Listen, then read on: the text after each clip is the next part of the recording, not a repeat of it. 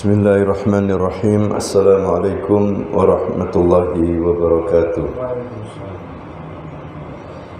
Innal hamdalillah nahmaduhu wa nasta'inuhu wa nastaghfiruh wa natubu ilayhi wa na'udzu billahi min shururi anfusina wa sayyiati a'malina.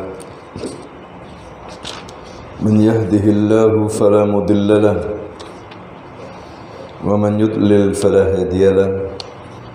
Asyhadu an la ilaha illallah wahdahu la syarika lah wa asyhadu anna Muhammadan abduhu wa rasuluh sallallahu alaihi wa ala alihi wa ashabihi wa man tabi'ahum bi ihsanin ila yaumiddin, amma ba'du. Allahumma 'allimna bima yanfa'na wanfa'na bima 'allamtana.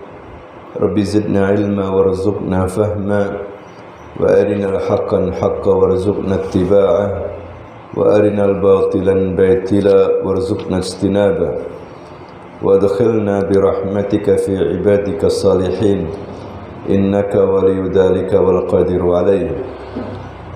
Ikhwani wa akhawati fillah rahimakumullah, usikum wa nafsi bitaqwallah faqad fazal muttaqun.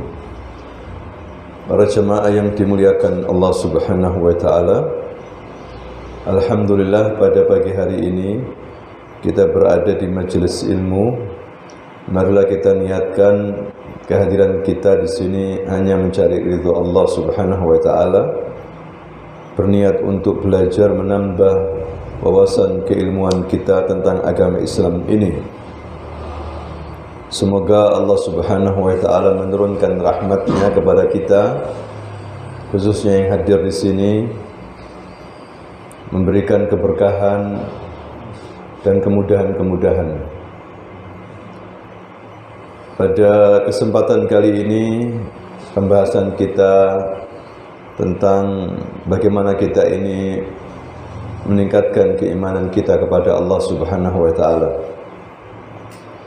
Iman kepada Allah, hadirin sekalian, termasuk awal kewajiban pertama bagi seorang hamba, mengenal Allah Subhanahu wa taala, percaya bahwa Allah itu ada dan Dialah Khaliq, sebagai pencipta alam ini, Rabbul Alamin. Allah lah Raziquna, yang berikan rezeki kepada kita. Allah Subhanahu wa taala yang mengatur alam ini, dan Dialah Raja yang sesungguhnya. Dia yuhyi wa yumit, mematikan dan juga menghidupkan.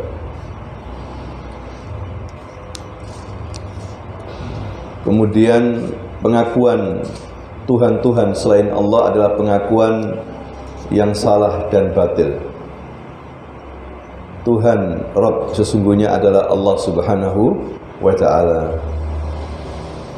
Jadi iman kepada Allah salah satu rukun yang terpenting dalam rukun-rukun iman, dasar pokok dalam hal akidah dan tauhid. Dan kalau kita gagal dalam memahami ini, maka kita akan binasa, hancur. Kalau kita mati, kita mendapatkan azab di kuburan, dan juga di akhirat kita mendapatkan azab lebih dahsyat lagi di neraka jahanam. Karena di kuburan pun juga akan ditanya, yaitu man rabbuka wa man nabiyuka wa ma dinuka. Apa Tuhanmu? Maksudnya siapa Tuhanmu? Kemudian siapa nabimu dan apa agamamu? Ini disebut dengan usulus salasa, yaitu 3 pokok penting yang wajib kita ketahui. Sebelum kita berilmu dengan ilmu-ilmu yang lain, kita harus berilmu tentang 3 pokok ini, yaitu apa? Ma'rifatullah, mengenal Allah Subhanahu wa ta'ala, Yang kedua adalah ma'rifatun Nabi, mengenal Nabi Muhammad sallallahu alaihi wasallam. Dan yang ketiga ma'rifatu dinul Islam, mengenal agama Islam.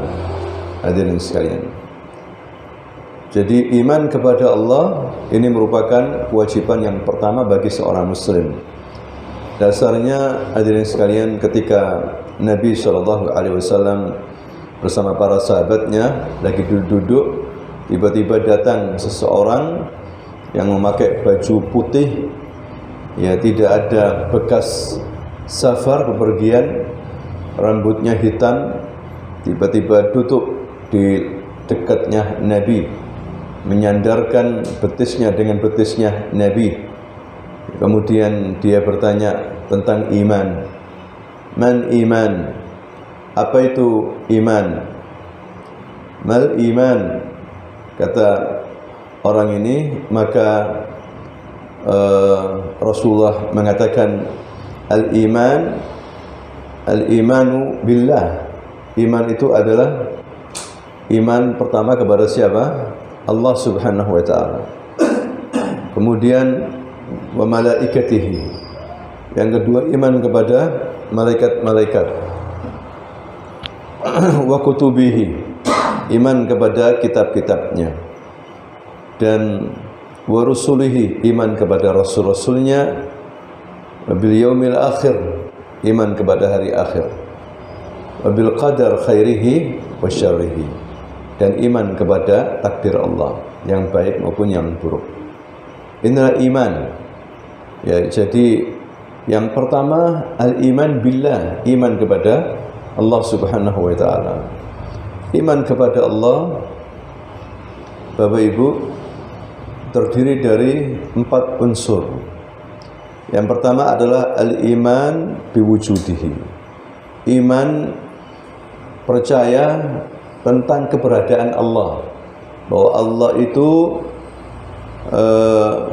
ada, ya, walaupun gaib, tapi Allah itu ada, hadirin sekalian. Dan dasarnya kuat secara Quran, hadis maupun ijma' para ulama, bahkan fitrah. Ya, anak kecil itu mengangkat tangannya kalau disebut tentang Allah Subhanahu wa taala, menunjukkan Allah itu di atas. Ya, dan alam ini tidak mungkin teratur kecuali ada yang menciptakannya, yang mengaturnya. Imam Abu Hanifah pernah waktu itu berdebat dengan tokoh-tokoh ateis, orang yang anti Tuhan, tidak percaya sama apa? Tuhan, ateisme, komunisme, seperti itu. Ditunggu, nggak datang-datang Abu Hanifah. Tiba-tiba dia muncul dan mereka bertanya, kenapa kamu terlambat? Maka Imam Abu Hanifah mengatakan, saya tadi mengamati sungai Dajlah di Irak sana. Banyak sekali kapal-kapal yang berhenti. Kemudian saya melihat kapal-kapal itu berangkat menuju lautan lepas tanpa ada supirnya, nahkodahnya. Maka mereka mengatakan, tidak mungkin kapal berjalan begitu saja, pasti ada apa? Nahkodahnya, ya, sehingga sampai tujuan. Maka Abu Hanifah mengatakan, begitu juga dengan alam ini. Ya, adanya bintang-bintang, munculnya matahari di waktu siang, kemudian hilang di waktu malam, bulan begitu juga. Ya, kemudian semuanya serba beraturan. Tidak mungkin tercipta dengan sendirinya. Pasti ada apa yang mengaturnya. Nah, disitulah baru mereka diam, hadirin sekalian, dan akhirnya banyak yang masuk Islam. Ini kepandaian daripada Imam Abu Hanifah menunjukkan tentang adanya siapa? Allah Subhanahu wa taala. Jadi iman kepada Allah harus mengandung 4 unsur. Yang pertama, percaya adanya Allah Subhanahu wa taala. Kemudian yang kedua adalah iman birububiyatih. Rububiyah itu artinya kita harus yakin bahwasanya Allah lah yang menciptakan alam ini, tidak ada yang lain. Allah lah yang berikan rezeki, Allah yang menjadi raja di raja, Allah lah yang mematikan dan menghidupkan. Ini tauhid rububiyah, yaitu af'alullah, perbuatan-perbuatan Allah Subhanahu wa taala yang tidak ada yang masuk di dalamnya, ya ikut serta membantu, dan Allah tidak butuh itu. Allah menyendiri dalam mencipta, memberikan rezeki. Allah itu esa. Ya, ini harus kita yakini, hadirin sekalian. Orang-orang musyrikin meyakini ini, adanya tauhid rububiyah. Orang-orang musyrikin, Bapak Ibu, ya, mereka itu kalau dikatakan siapa yang menciptakan langit dan bumi, mereka mengatakan Allah Subhanahu wa taala. Ya, mereka mengatakan seperti itu. Siapa yang berikan rezeki kepada kalian? Mereka mengatakan Allah Subhanahu wa taala. Itu kelompoknya Abu Jahal, Abu Lahab, orang-orang musyrikin di Mekah. Jadi mereka itu bukan berarti nggak percaya sama Allah, mereka percaya. Bahkan mereka itu kalau menaiki kapal, ya, berlayar di lautan lepas, ada ombak yang besar, mereka langsung bermunajat kepada Allah, ya Allah tolong kami, menyebut nama Allah. Itu orang musyrikin. Tapi kenapa mereka dihukumi kafir musyrik? Bahkan Nabi disuruh oleh Allah untuk memerangi mereka, padahal mereka mengenal Allah.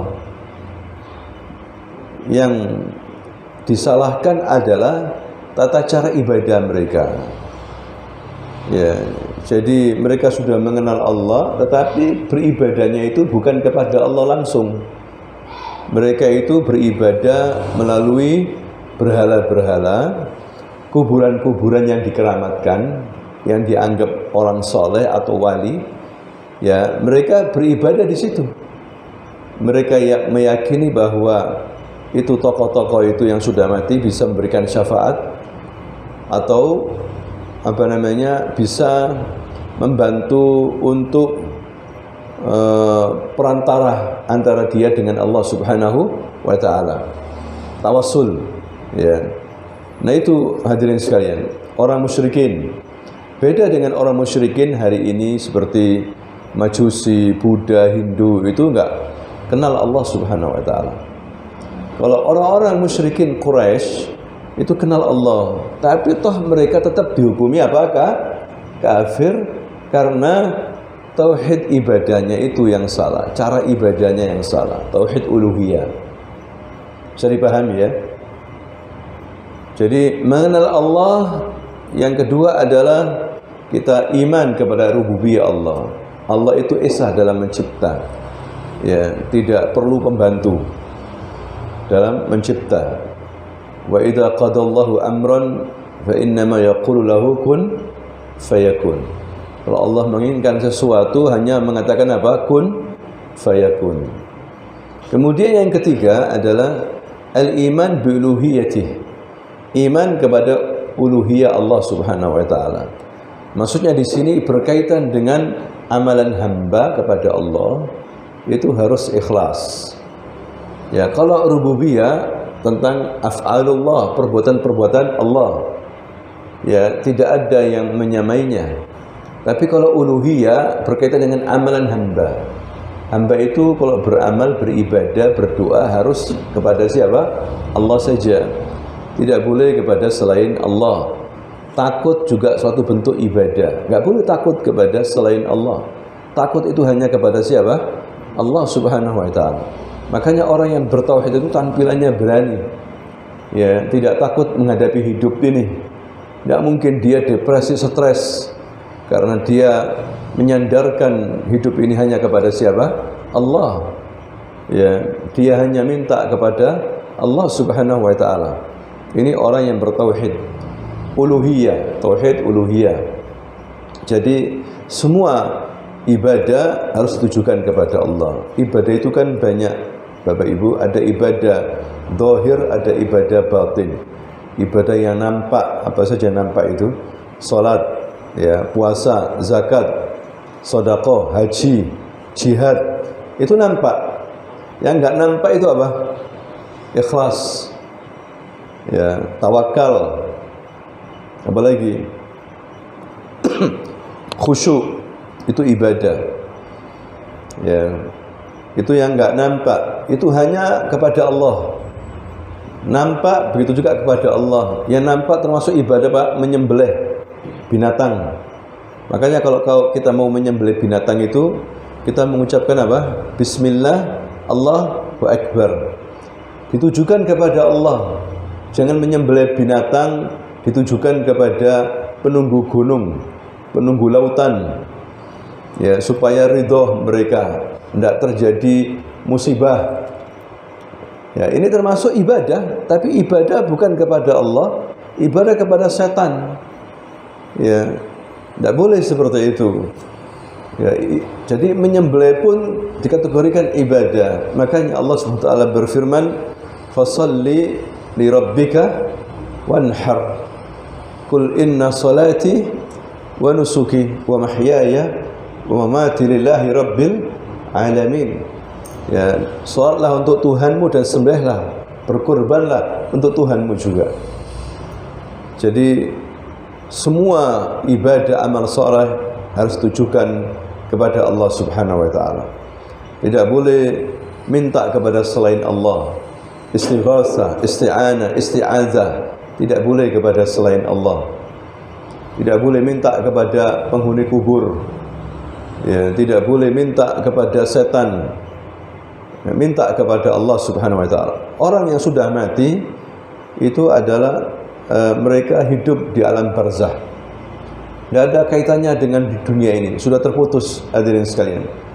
Mereka berada dalam dua keadaan.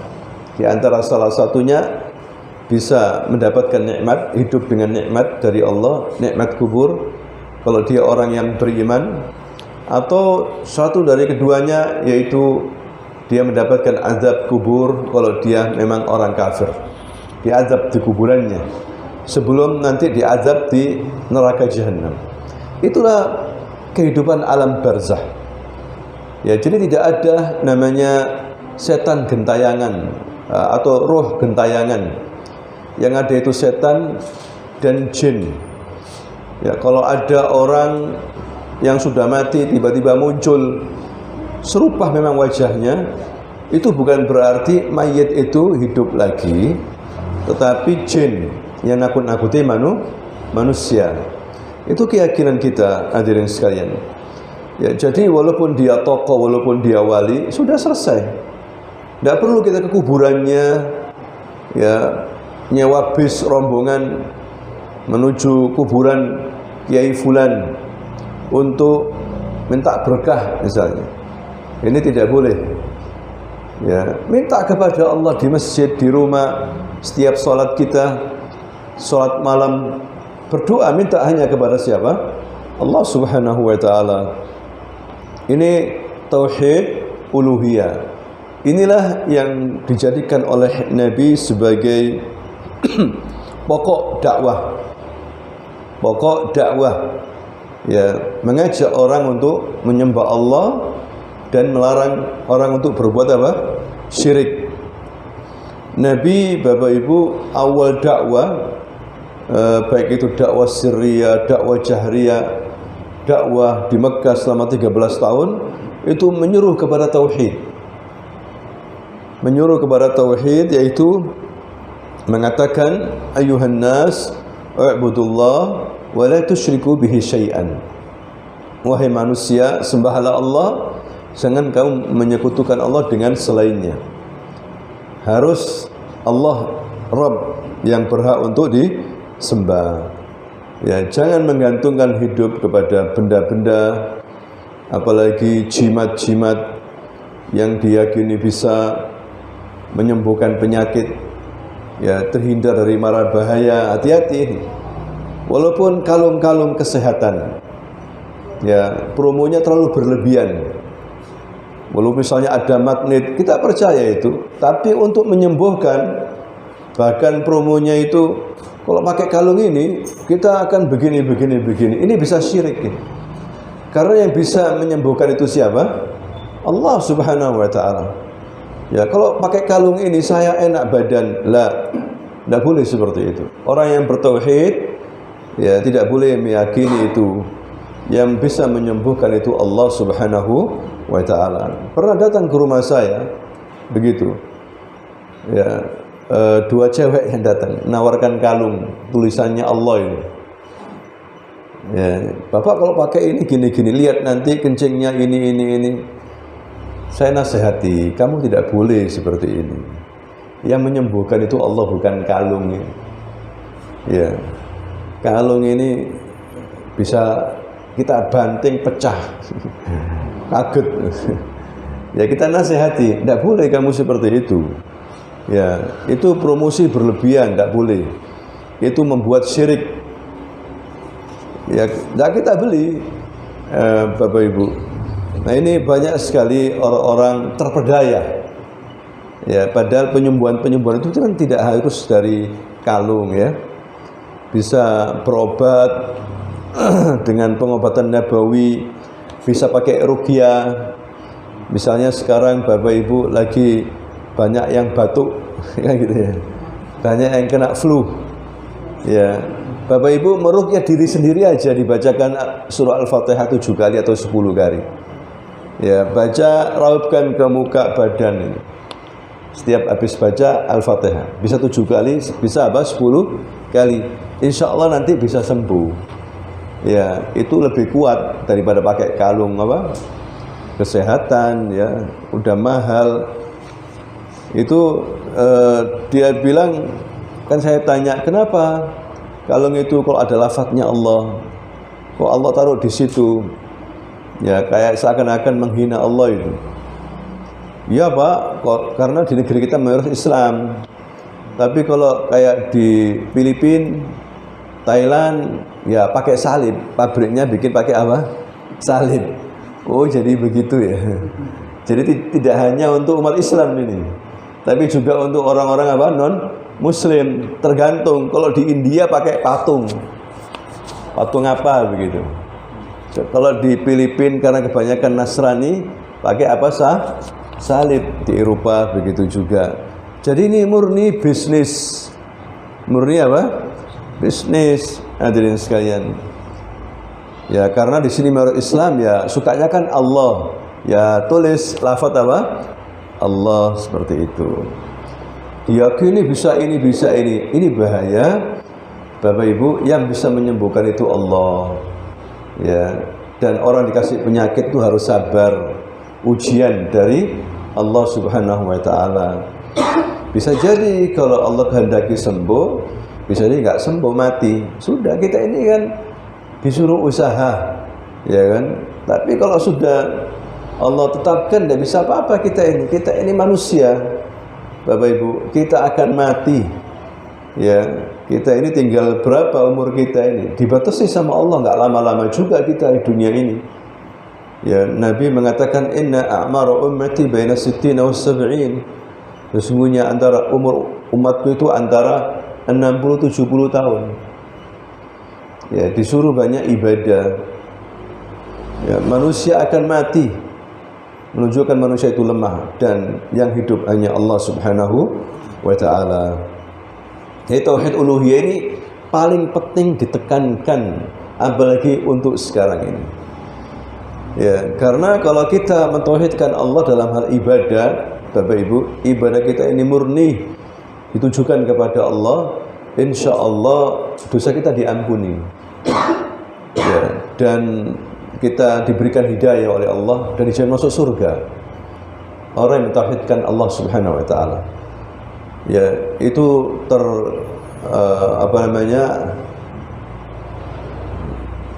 dimasukkan dalam satu kalimat. oleh Allah SWT berupa la ilaha illallah. Tidak ada Tuhan yang berhak disembah kecuali apa? Allah Subhanahu wa taala. La ilaha illallah. Makanya Nabi mengatakan, man kana akhiru kalamihi la ilaha illallah dakhala al-jannah. Barang siapa yang akhir lisannya mampu mengucapkan la ilaha illallah, dipastikan masuk apa? Surga. Ya. Sebaliknya orang yang mengucapkan la ilaha illallah saja tapi masih suka ke kuburan para wali, minta di sana, bukan mendoakan si wali ini, tapi minta agar diberkahi. Ini enggak manfaat la ilaha illallahnya, walaupun dia banyak berzikir la ilaha illallah.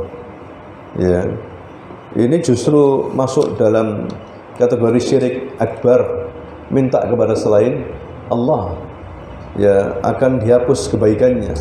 La in asyrakta la yahbatanna amaluk. Kamu ya Muhammad, kamu juga apabila kamu berbuat syirik, kami hapus segala kebaikan amalmu. Ini ancaman Allah kepada nabinya. Hadirin sekalian,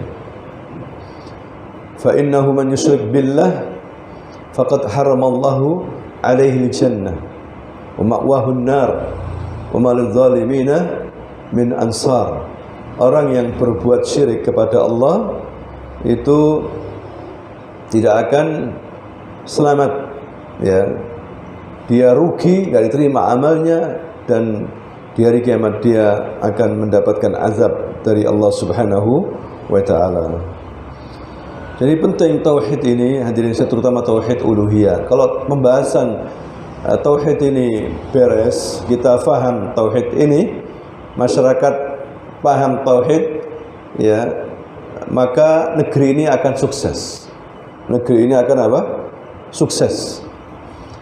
Tapi kalau masyarakat kita ini masih banyak berbuat syirik, banyak bencana, banyak masalah.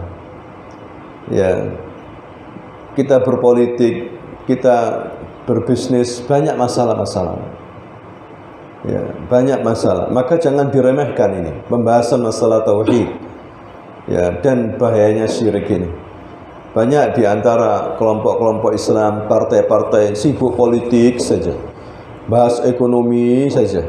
Sudah tahu banyak orang yang berbuat syirik, banyak orang yang melalaikan agama ini, nggak dibahas. Takut kalau bicara syirik, bicara tauhid, nanti akan membuat perpecahan. Jangan salah, justru syirik itu, bid'ah itu justru membuat perpecahan. Justru kita harus satukan umat dengan tauhid dan mengikuti sunnah Nabi.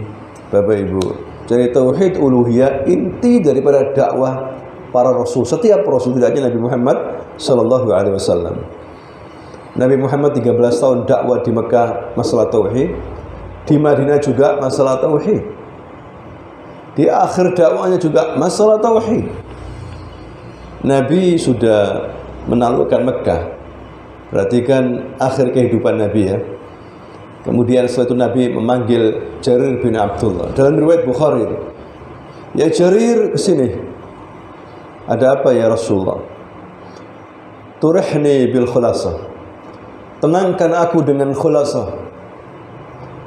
Ada apa ya Rasulullah khulasah? Apa itu khulasah? Jadi khulasah itu rumah besar di Yaman.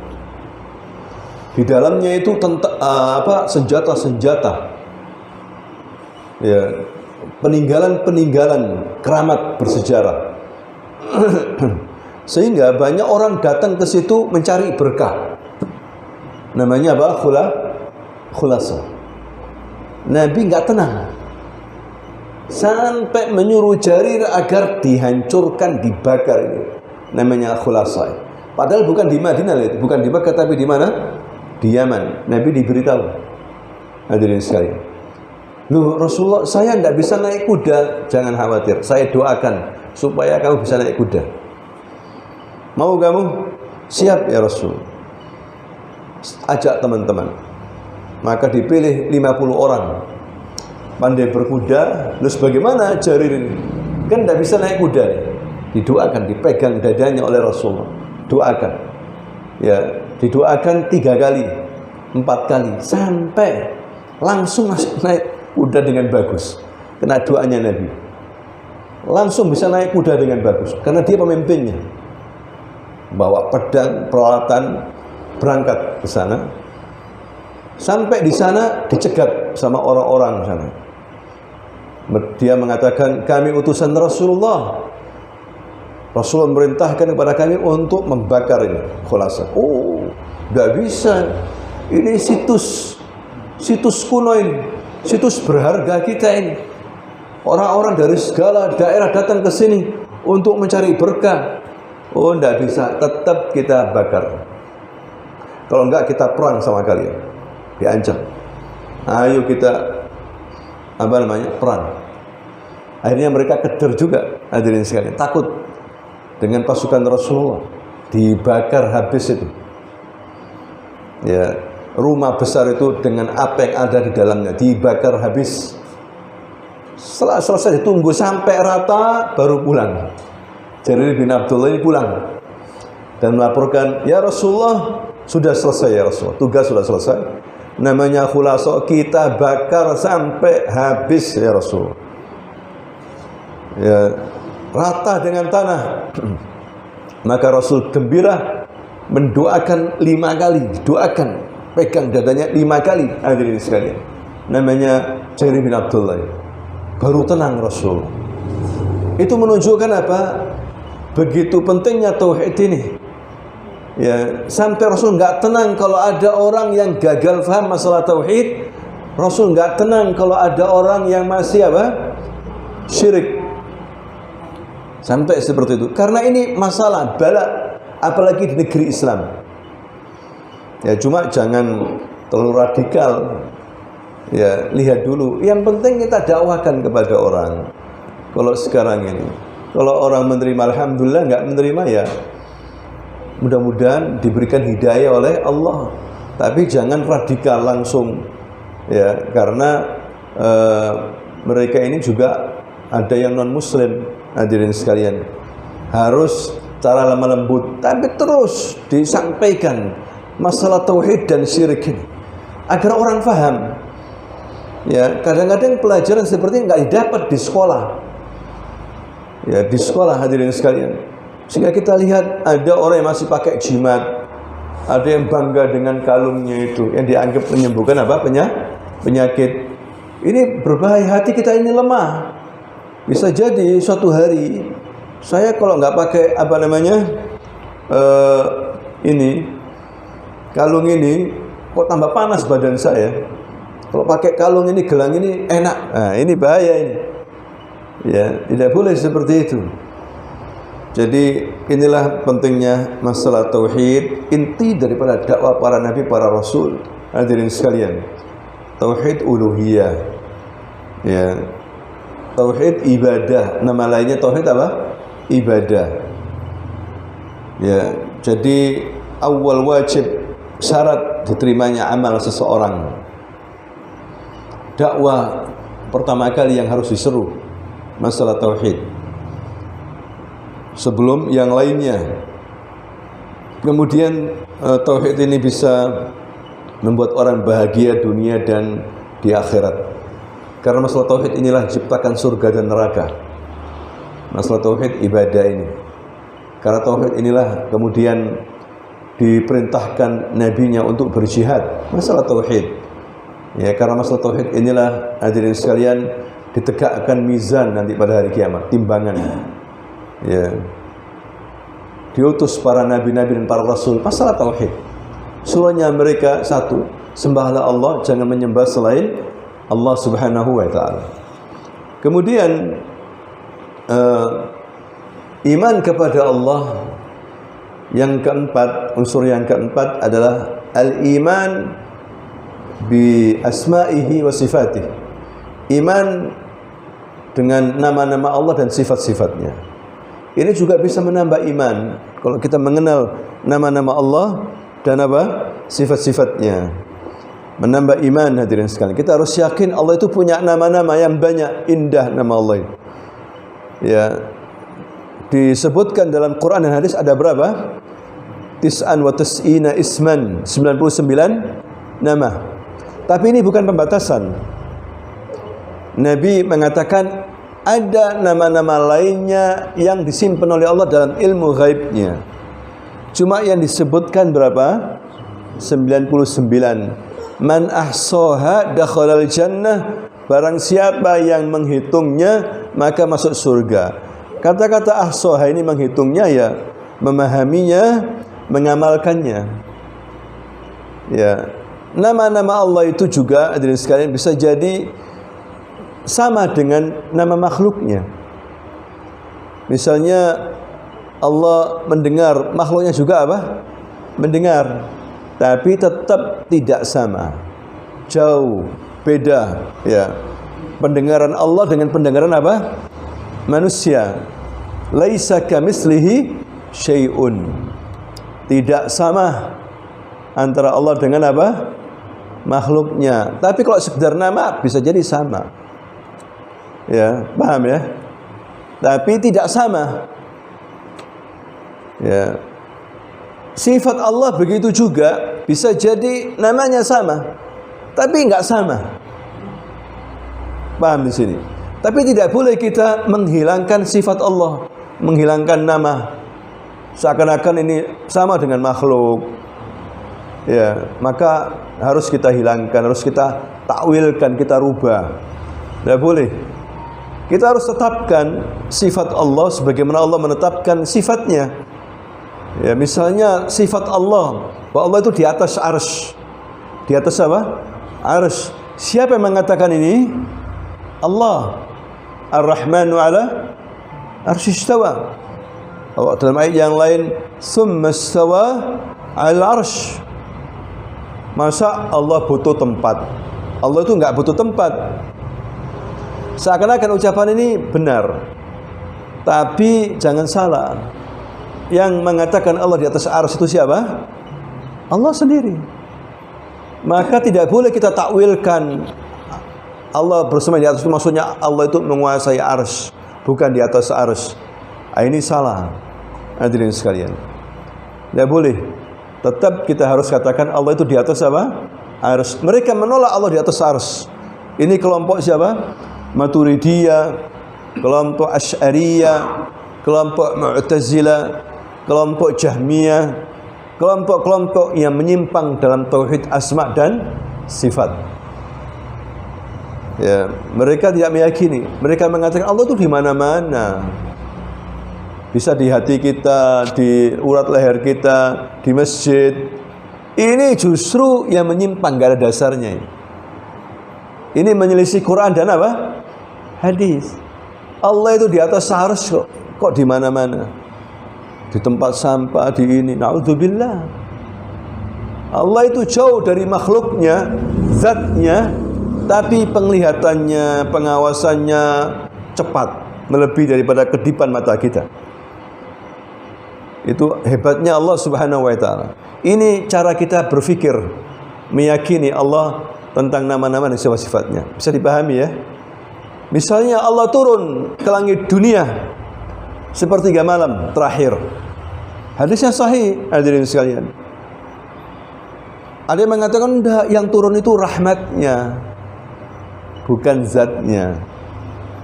Tidak mungkin, berarti kalau turun Allah itu kalah besar dengan langit, dengan bumi. Lah, bukan begitu. Tetap ini makhluk Allah kecil, nggak ada artinya bagi Allah. Cuma kita yakini turunnya Allah itu sepertiga malam turun ke langit dunia, ke dunia langit yang dekat dengan dunia. Kita harus yakini itu. Jangan ditakwilkan, dirubah arti. Ya, nggak mungkin Allah itu turun ke langit dunia. Turun diartikan apa? Yang turun rahmatnya, turun zatnya. Cuma bagaimana kita nggak tahu. Bagaimana turunnya? Apakah naik tangga atau naik lift? Jangan tanya-tanya turunnya. Ya. Tapi kita imani Allah itu turun ke langit dunia. Paham ya Bapak Ibu ya? Allah punya tangan, diberitahukan. Allah punya wajah. Tapi jangan samakan wajah Allah dengan wajah apa? Makhluk. Tapi jangan dihilangkan wajah Allah. Allah nggak punya wajah. Mengingkari Quran berarti. Mengingkari hadis. Kalau punya wajah sama dengan makhluk berarti. La, tidak semuanya wajah ya beda. Misalnya gajah, logika saja ya. Gajah punya wajah, kambing punya apa?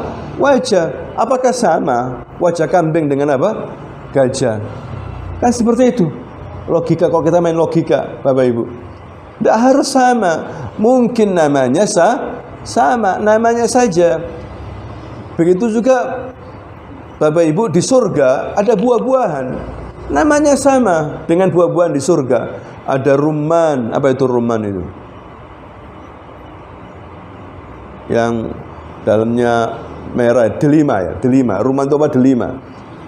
Kalau delima itu di Arab mahal. Delima asli mahal ya. Pernah makan delima ya? Rumman namanya. Misalnya dia suka makan delima di dunia ini. Terus kalau dia masuk surga, terus bagaimana di surga nanti? Anda nggak delima? Karena saya suka delima. Jangan khawatir, delimanya lebih enak daripada delima apa? Dunia. Namanya sama, cuma rasanya tidak sama. Hadirin sekalian. Ya. Dia di dunia suka kambing. Nanti ada nggak di surga kambing? Jangan khawatir, kambing ada.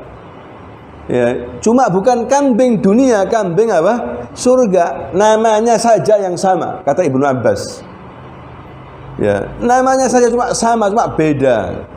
Begitu juga sifat Allah. Namanya sama, tangan, tidak boleh tangan diartikan kekuasaan, tidak boleh. Tangan Allah diartikan apa? Kekuasaan Allah, tidak boleh, itu terlalu jauh. Itu menyimpang. Kekuasaannya kekuasaan, cuma jangan diartikan tangan itu apa? Kekuasaan. Akhirnya mengingkari Allah punya tangan. Cuma tangannya Allah tidak sama dengan tangannya apa? Makhluk. Paham ya Bapak Ibu? Yadullah mabsutatan. Dua tangan Allah terbuka. Allah membantah orang-orang Yahudi yang bakhil itu. Katanya Allah bakhil. La, Allah terbuka kedua tangannya. Bukan kekuasaannya tangan itu. Jangan salah. Ya. Nah, ini namanya iman bi asma'illah wa sifatih. Iman dengan adanya nama-nama Allah dan sifat-sifat Allah enggak sama dengan apa namanya makhluknya. Tapi artinya bisa jadi namanya mungkin sama. Ya, misalnya manusia ada namanya hakim. Nama Allah punya apa? Dan sifat apa? Hakim, al-hakim, betul kan ya? Al-hakim siapa? Allah. Tapi ada manusia namanya hakim, Pak Hakim. Atau profesi sebagai apa? Hakim. Apakah sama hakimnya Allah dengan hakim manusia? La. Kalau hakimnya manusia berhukum terkadang tidak adil. Tergantung yang bayar. Tergantung apa? Yang bayar. Yang bayarnya kuat, banyak, lolos dia, menang. Ya, padahal yang bayar ini preman misalnya. Orang-orang jahat menang. Tapi kalau hakimnya Allah ya tidak bisa. Maksudnya Allah kalau berhukum dengan seadil-adilnya. Beda, walaupun namanya apa? Sama. Ini hakim, ini hakim. Ini manusia, ini Allah. Namanya tok hanya sama, tapi beda. Hadirin sekalian, ada manusia namanya Ghafur. Ada nggak Pak Ghafur? Ya, apa itu Ghafur artinya? Pengampun lah, pengampun ya. Kalau manusia nggak bisa maha. Ghafur atau Ghafar. Pak Ghafar ada nggak? Ada. Nama Allah juga ada apa? Ghafur, ada Ghafar. Kan begitu ya? Apakah sama Ghafur ini, Pak Ghafur ini dengan Allah sebagai Ghafur? Ghafur ini di kampung sebelah misalnya ada namanya Ghafur. Ya, orang udah minta maaf gak diampuni. Gak paten kau maafkan kamu. Kamu sudah salah sama saya banyak. Kan begitu ya, sering ya. Gak mungkin saya ampuni. Tetap lanjut hukum. Gitu ya. Kan begitu. Tapi Allah enggak, Ghafur betul-betul. Kalau kita minta ampun, diampuni. Hadirin sekalian, jadi hanya nama aja bisa jadi sama, tapi hakikatnya tidak apa sama. Tapi jangan hilangkan itu nama Allah Ghafur itu. Jangan hilangkan sifat Allah tangan itu. Nggak mungkin tangan kan podo ambek makhluk. Nah, kata siapa? Allah nggak sama dengan makhluk. Tapi jangan dihilangkan nama apa? Tangan ini jangan dihilangkan. Allah punya betis, saq. Wa yawma yukshafu an saqi yawma idzin. Dan nanti di hari kiamat Allah buka itu betisnya. Semua orang sujud langsung. Allah punya betis. Jangan ditakwilkan betis ini apa gitu ya. Betis ya betis. Paham ya?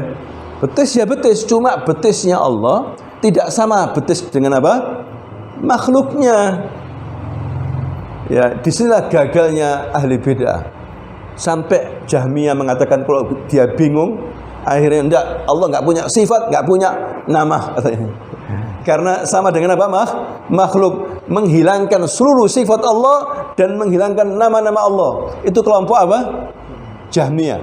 Karena bingung, salah sendiri bingung. Karena memahami agama dengan akal. Para sahabat enggak bingung.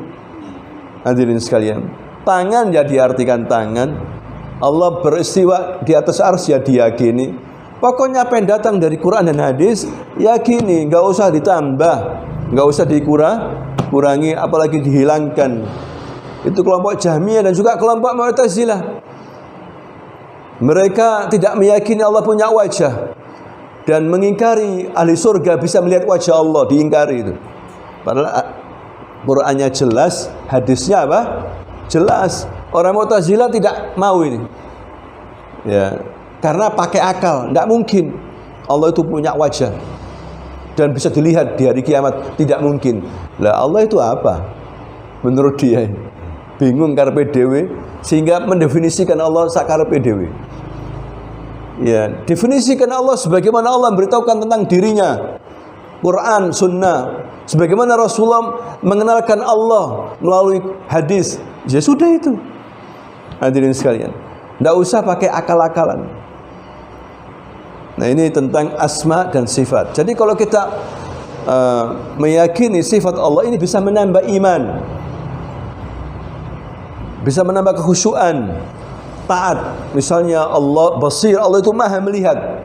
Berarti ya, dimanapun kita sembunyi pasti dilihat sama Allah. Mau maksiat takut, walaupun Anda bersembunyi di dalam gua yang gelap, Allah basir. Tidak ada yang tersembunyi bagi Allah itu.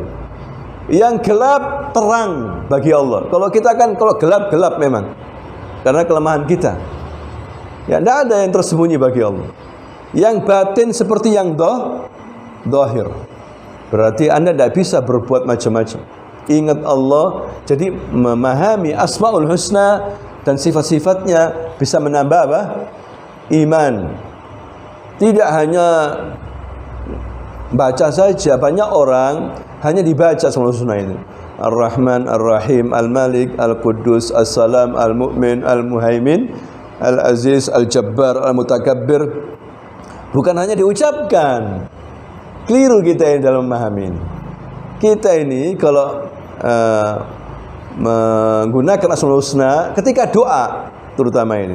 Misalnya kita minta kaya. Ya, sebut nama Allah Maha Kaya itu apa? Al-Ghani atau Ar-Razzaq. Ya Razzaq, urzuqni. Ya Ghani, aghnini. Kalau bisa bahasa Arab. Ya. Atau ya Ghani, berikan kekayaan kepada saya. Bisa boleh. Itu maksudnya dalam kita ini mengamalkan Asmaul Husna. Bukan menyebut Asmaul Husna sampai 199. Bukan itu. Ya. Tetap kita hafal bagus. Cuma cara mengamalkannya itu begitu. Misalnya kita minta diampuni. Ya Ghafur, ya Ghafar, ighfirli. Bisa enggak seperti itu? Bisa kan ya? Begitu caranya. Ya Rahman, Ya Rahim, irhamni. Paham Bapak Ibu? Begitu cara kita menggunakan Asmaul Husna. Sebut Asmaul Husna, kemudian kita minta sesuai dengan namanya itu. Itu termasuk sunnah dalam doa.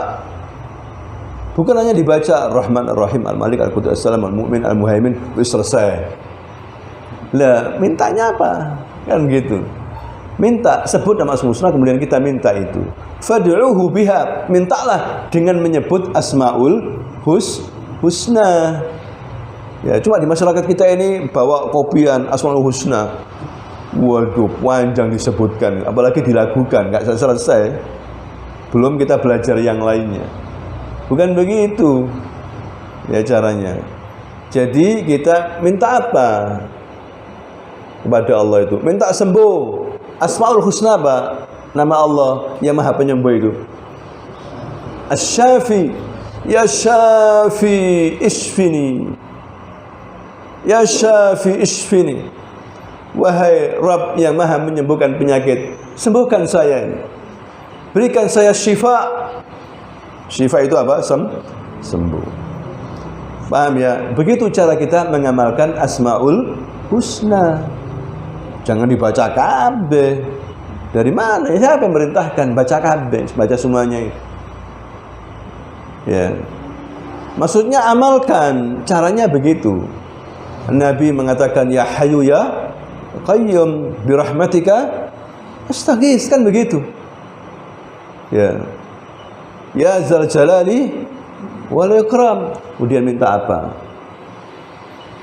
Nah, inilah hal-hal yang bisa menguatkan iman kita kepada Allah, Bapak Ibu. Yang lain iman supaya meningkat, banyak baca Quran. Ya. Kemudian apalagi? Banyak zikir. Zikir kepada Allah, ingat Allah yang banyak. Ya, beramal saleh. Ini meningkatkan apa? Iman dan imun. Ya, otomatis imun juga. Ya. Orang yang dekat dengan Allah, insya Allah imunnya kuat. Pokoknya urusan akhirat Allah mengajak kita bersegera. Gak usah banyak mikir. Kalau urusan Allah, urusan akhirat ini, gak usah banyak mikir. Ya, langsung. Karena pasti benarnya itu. Kalau urusan dunia, justru kita banyak mikir. Mau berlomba-lomba, mikir. Loh, ini halal enggak ini? Banyak syubhatnya ini. Oh, ini bisa, kalau saya kerja di sini bisa mengganggu sholat. Nggak bisa apa-apa saya. Waduh, gini. Nah, begitu seharusnya. Tapi orang sekarang nggak. Pokoknya dunia berlomba-lomba terus. Bila perlu overtime terus. Ya. Tapi kalau urusan akhirat, saya mikir ya. Waduh, rambut saya ini masih bagus, indah. Jilbaban nanti dulu lah mikir. Cek mikir, bayangin. Padahal itu banyak manfaatnya. Masalah urusan agama nggak usah mikir. Sami'na wa ata'na, nurut. Hadirin sekalian. Kalau masalah dunia Anda cek mikir, seharusnya begitu, tapi sekarang kebalik. Masalah dunia walaupun hujan beldek, keluar kerja ya wis pokoknya. Nggak mikir. Ya. Kalau ke masjid, waduh mikir nanti hujan deh, kan gitu ya. Wallahu a'lam. Demikianlah Bapak Ibu, mudah-mudahan bisa menambah iman kita kepada Allah Subhanahu wa taala.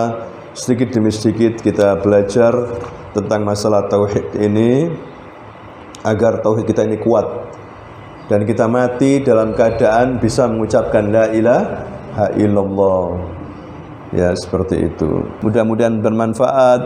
Subhanakallahumma wa bihamdika asyhadu an la ilaha illa anta astaghfiruka wa atubu ilaik. Assalamualaikum warahmatullahi wabarakatuh.